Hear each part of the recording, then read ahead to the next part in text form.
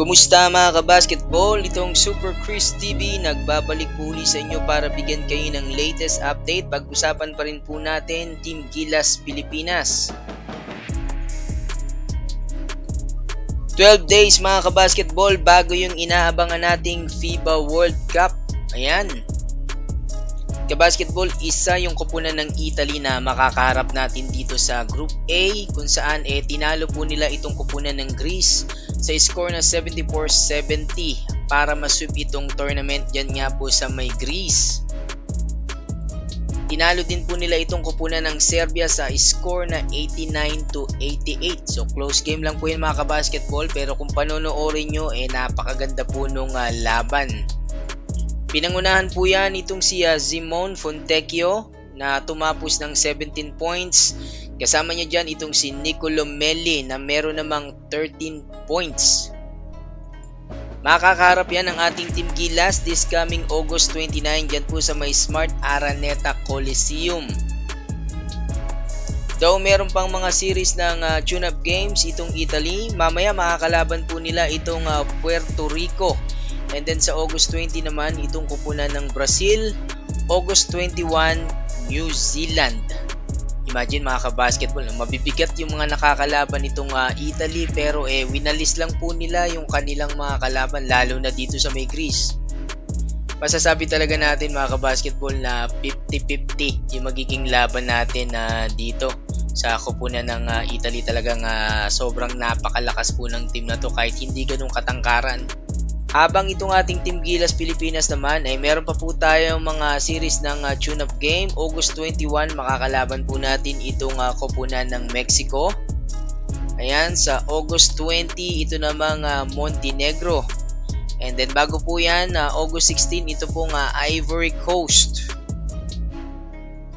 Sinabi nga dyan itong si Coach Chat Reyes na dyan po nila malalaman kung sino yung makakasama dito sa Final 12. Matapos nga po yung series ng tune-up games na yan.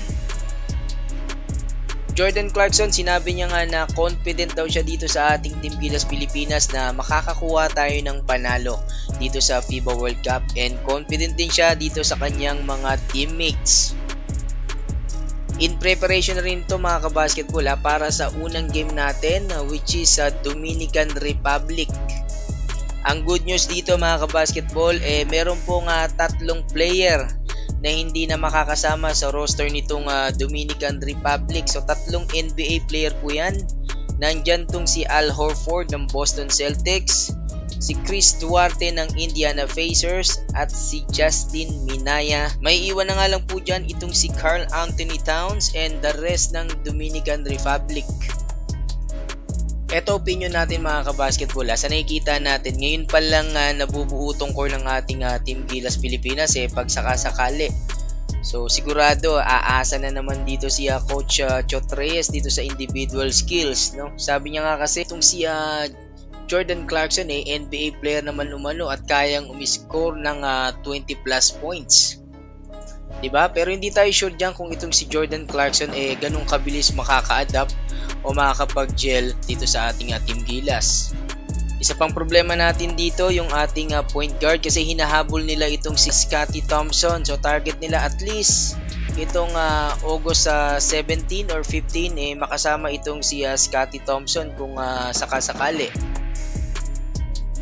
Yung wing natin mga kabasketball, butas din yung pwesto niyan. Wala tayong masyadong maraming defender. Although meron tayo dyang AJ Edu, kaya maglaro niya ng 4 at ng 5. Kasama niya po yan itong si Jamie Malonzo. So parang dalawa lang sila dyan na pwede nating maasahan dyan sa wing side. Since wala nga po itong si Justin Brownlee at hindi eligible. Sa center position mga kabasketball, medyo tingin ko palag tayo dyan kahit papano. Basta ma-sure lang natin na healthy yung ating mga big man. Dahil sa ngayon hinihintay pa nga po yung result ng MRI nitong si Kai Soto bago po siya papirmahin ng kontrata itong SBP. So sinisigurado po ng SBP at ng Team Gilas na healthy itong si Kai Soto bago nila ito paglaruin.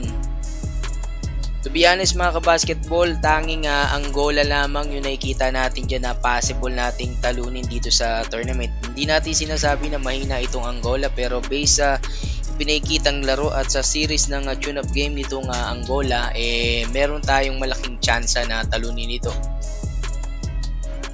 Yon kabasketball, comment mo na po yung inyong opinion dyan sa may ibaba at babasahin po natin. And also, bago tayo magtapos dito sa ating videos, super shoutout po dito po sa ating kabasketball na si Roji Dasig. Ayan, shoutout po sa iyo Mr. Roji Dasig at sa iyong wife at syempre sa iyong pamilya. So keep watching Super Chris TV. And syempre sa lahat po ng ating subscribers. Thank you for watching and keep safe mga kabasketball. This is Super Chris TV.